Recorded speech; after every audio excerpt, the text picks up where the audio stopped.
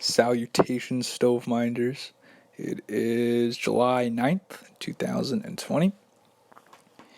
MLB Summer Camp is underway, and the world is in peril. Many people are saying we should not be playing baseball right now. Or, there's no way this season's going to happen. Or, and this has been the comments from a number of players, as high as Mike Trout, yeah, we're not too comfortable doing this. And to those naysayers, I say I understand. I mean, we're talking about a disease here, something that we can't even see, and a particular disease that we don't even fully understand. And with cases truly going up and up and up in the United States, I completely sympathize with anybody's worries about what's going on here. But being apocalyptic won't really get us anywhere because, again, we don't exactly know how this is going to develop. So I'm going to continue to mind that stove until the stove is on fire, and not for transactionary reasons. Before I get into the whole list of players who've tested positive and all that, let's talk about something a little more hopeful for the future, and that is the schedule. Yes, because MLB has finally released their 2020 schedule.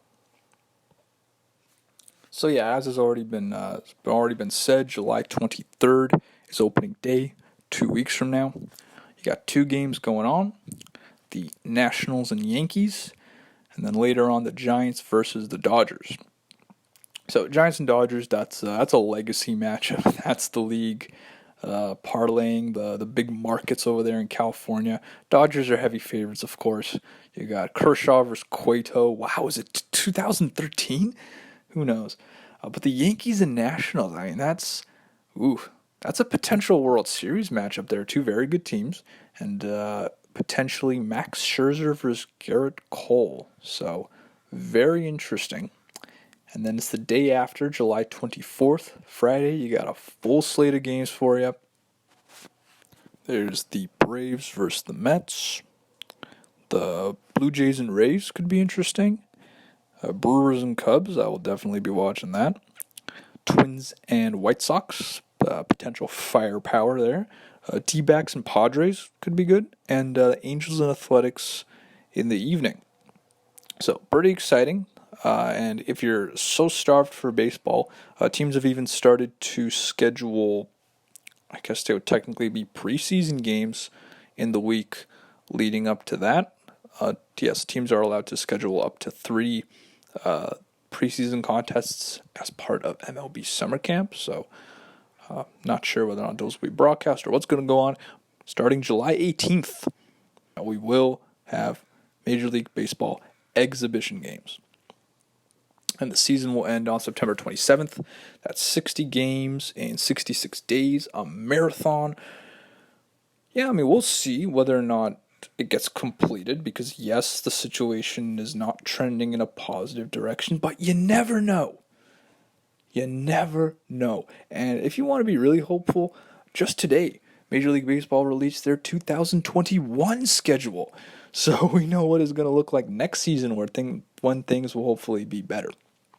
So that season is slated to begin on April 1st and run until October 3rd.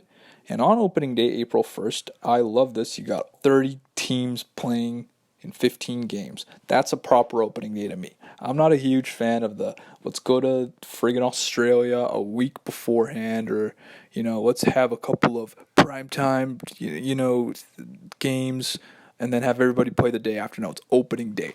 Everybody opens up. I love it.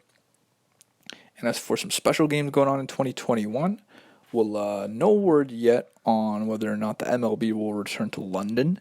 I was really looking forward to the Cubs and Cardinals facing off in jolly old England, Olympic Stadium this summer, and that's not happening. What there will be, though, is on September 11th, the 20th anniversary of 9/11. The Yankees and the Mets will play each other, so be ready to cry. It's going to be very, very sentimental. Well, that's the future for you, but what about the now? Well, MLB Summer Camp is going down.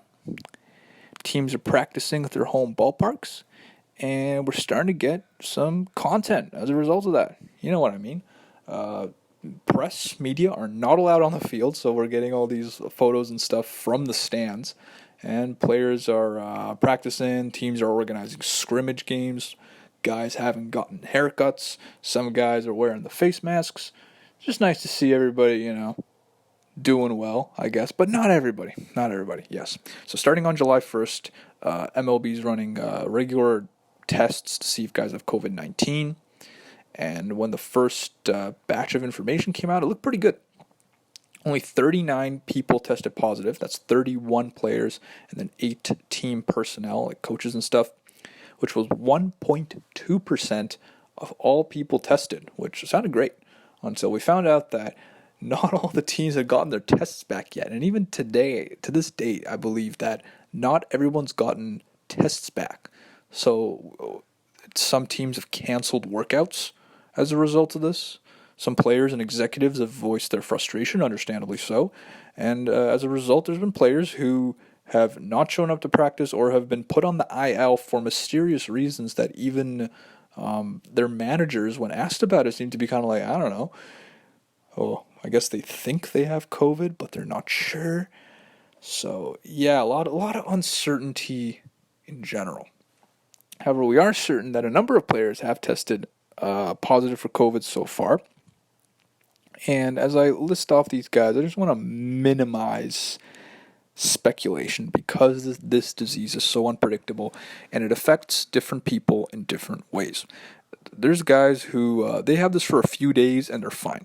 There's people who it affects them for weeks, and of course there's people who have died as a result of this disease. So for instance, Diamondbacks pitcher Junior Guerra, he tested positive for COVID and he's back because MLB protocol says if you have 2 negative tests with at least 24 hours in between them, you can go back to practice. So there is a silver lining here. However, here are some of the players who have tested positive, some big names, biggest of which I would say is Freddie Freeman. And according to manager Brian Snitker, he's not doing too well. So Freeman, I hope you're feeling better these days. And he was one of 4 Braves who tested positive, along with them Will Smith, who was signed this past winter to be one of their premier bullpen arms, as well as Tuki Toussaint and Pete Kozma further down the roster.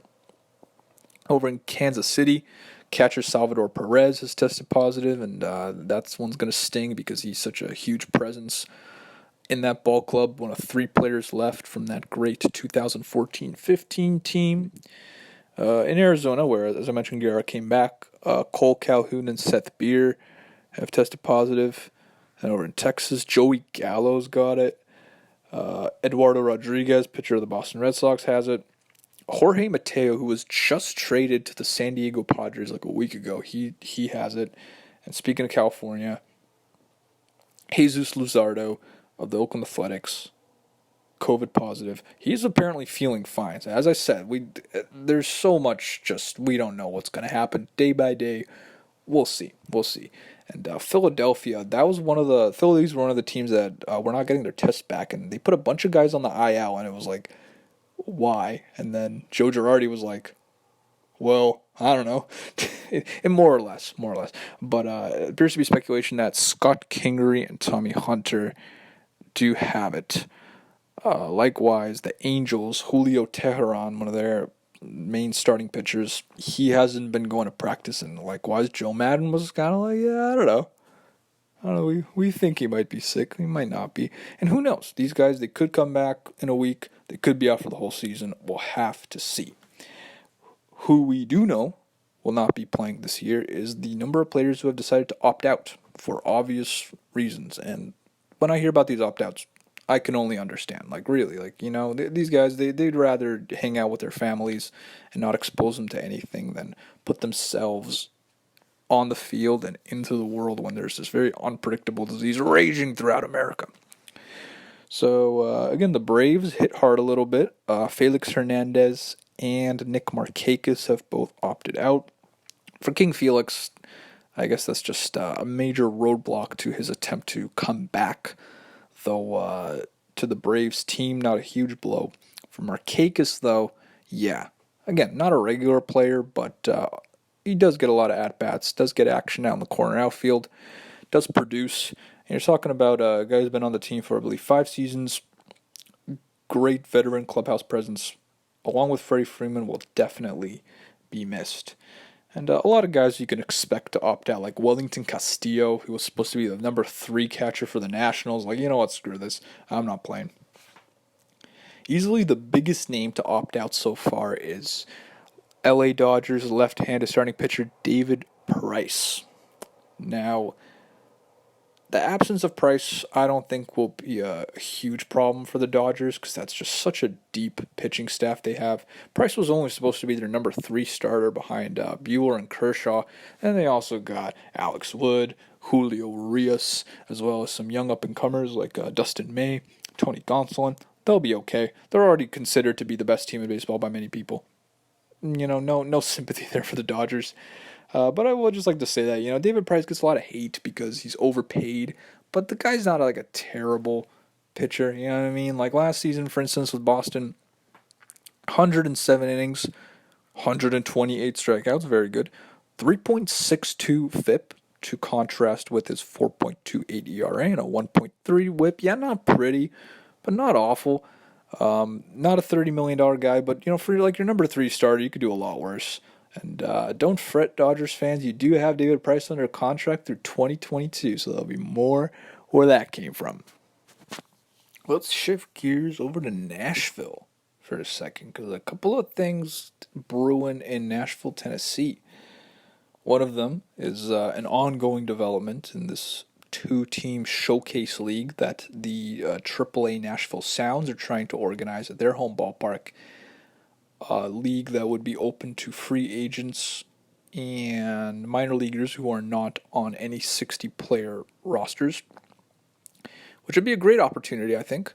They're continuing to try to figure that out, thinking about how they make money off of it, as well as how it's going to be structured. 22-team rosters or 22-player rosters seem to be the plan. So we'll see how that goes, because it could potentially be the best chance for a lot of young players to get experience and exposure if they're not on major league rosters or even in the player pool where they might just be kind of on the bench. And the other thing, and this one's pretty exciting, is a group has been formed to explore the possibility of bringing Major League Baseball to the Music City. And there's some pretty big names behind this plan. They're getting advice from the likes of Dave Dombrowski, former Boston Red Sox GM, and legendary manager turned executive Tony La Russa. The Music City Baseball LLC board includes Dave Stewart, former Major League pitcher. That's pretty good. Yeah, I like this idea. Nashville is a solid market. There's no Major League team in Tennessee. Nashville, according to Nielsen, number 28, biggest TV market in America, which is bigger than Kansas City, San Diego, Milwaukee, and Cincinnati. So, yeah, precedent is there. Their AAA team, the Sounds, have been in town since 1980. Well, they've been playing in AAA since 1985. And in the past 3 seasons, they have finished first or second in attendance in the PCL, Pacific Coast League. So the appetite is there. They already support the NHL Predators and the NFL Titans. I like this idea.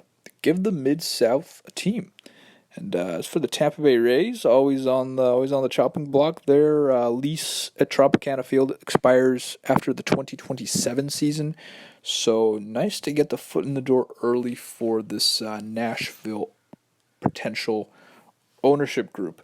And I'm talking about relocation because that seems to be what the MLB would prefer. They don't seem to be interested in expanding beyond 30 teams, though I think that's possible. More opportunities. Seem to do all for the NFL, and the NHL is doing it now. So hey, why not? Think about it. And to try and put this in brief, the Cleveland Indians are thinking about changing their name in the context of this wider cultural revolution that's happening in America right now. How I feel about it, well, first of all, I think two things are completely left out of this discussion. And this goes beyond just the Cleveland Indians. It goes amongst a lot of social issues that are getting thrown around the media. One thing is this ignorance of nuance. I mean, nuance is just dying a slow death in American culture right now. Let's ask the Native Americans how they feel. In brief, that's how I feel about it. How do they feel? And I think you would find a difference of opinion because you're talking about a large group of people who live across a massive continent.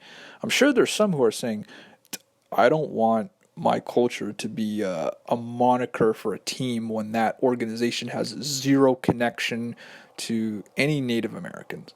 Likewise, and this is anecdotal, I used to live in a community that had a bunch of natives, and they would wear Kansas City Chiefs gear. And I even saw one guy with a Chief Wahoo hat, freaking Atlanta Braves apparel. And if you were to ask them, and let me put words in their mouth here, because it represents them, because here is a national level sports team that, in a way, glorifies their culture. And I'm like, yeah, okay, I'll rep that. In the same way that maybe a Scandinavian would like to wear a Minnesota Vikings jersey, or an Irishman might put on a Boston Celtics hat. Obviously, when it comes to certain names, it's a little iffy.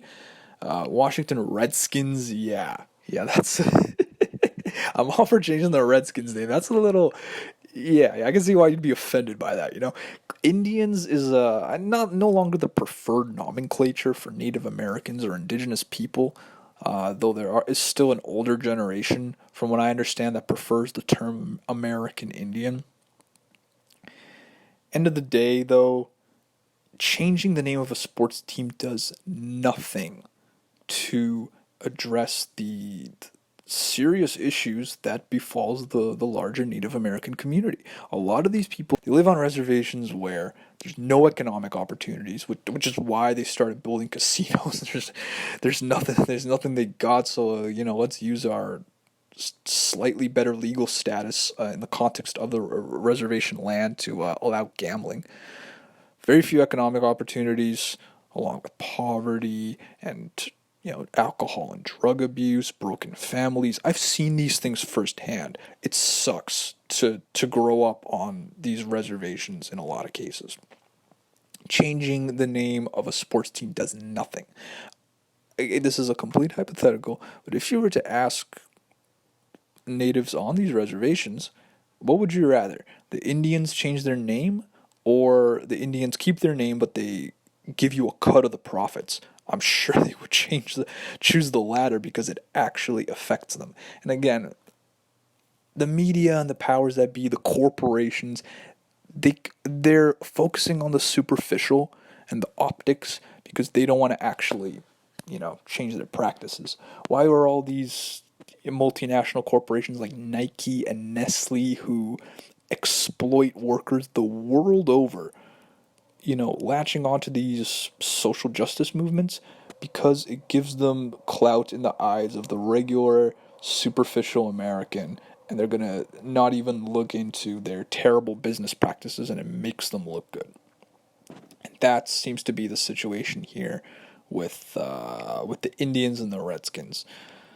So, if the Indians want to change their name, go ahead. I really don't care because, hey, listen, I am a history nerd, especially with baseball. But the last, 60, 70 years of Cleveland baseball has been dog shit. It's not like changing the Yankees. It's not like a proud Indians history that you're affecting here, apart from a few blips in the late 90s and mid 2010s. So if they want to change it, go ahead. And but what I will say is, if they change it to anything other than the Spiders, I will be pissed off because, listen, okay, the Cleveland Spiders, you've probably heard of them at this point. They preceded the Indians as the major league team in Cleveland from 1887 to 1899. They played in the American Association and then later the National League. A couple big things about the Spiders.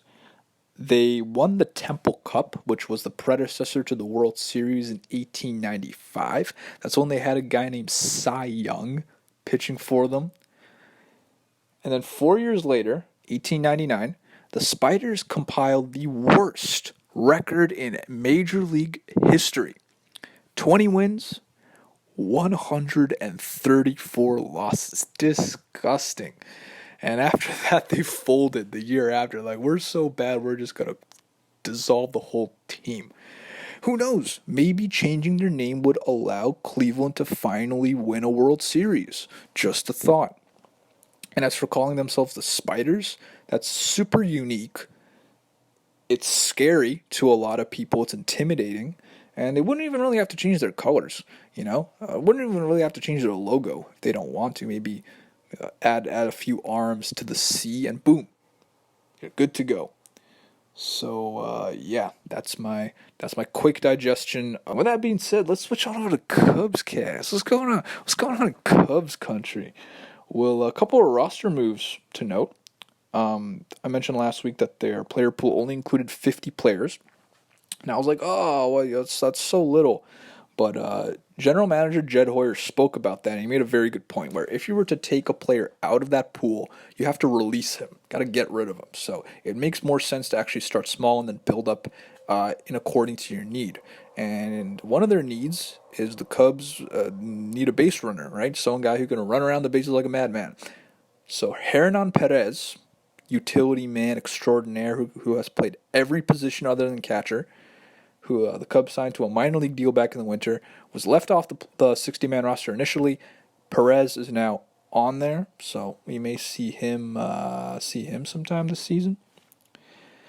And the Cubs also parted ways with Brandon Morrow. Surprise, surprise, Brandon Morrow keeps getting hurt. This guy really is like... he's trying to bring back the term disabled list. I swear to God. He hurt his calf back in the spring. I was like, yeah, why did we bring him back on a minor league contract? I don't know. Maybe we felt bad. He hurt himself in the spring, and then he had some sort of nerve procedure done recently, and the front office was like, well, we're done here. Brandon, I'm sorry. You're great when you're healthy, but you're never healthy. So there he goes.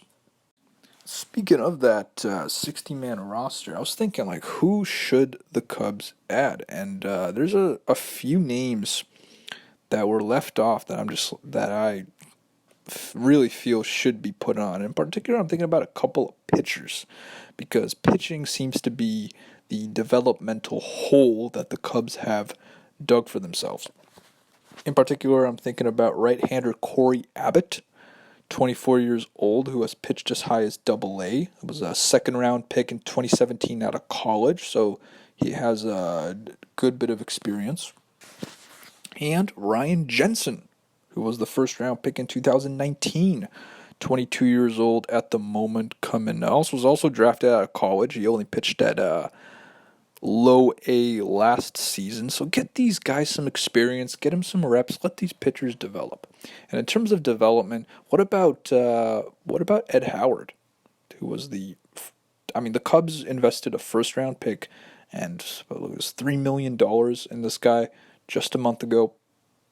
He had his high school season cut short because of COVID. He's not going to get any time to play as it stands the rest of the year. You're missing out on some key time for Mr. Ed Howard. So maybe give him a chance. Bring him in there. Cubs still do have, as I said, 9 spots left. So we'll see. We'll see who they bring in. As far as COVID matters, the Cubs got their results back, and they were all negative, which is just fantastic news. Everyone's healthy. I'd love to hear it. You may have heard that pitching coach Tommy Hotovy previously had the virus for about 30 days. If you want to hear about his experiences out there. But he's good now, so great to hear. I'm doing good. I hope you're doing good.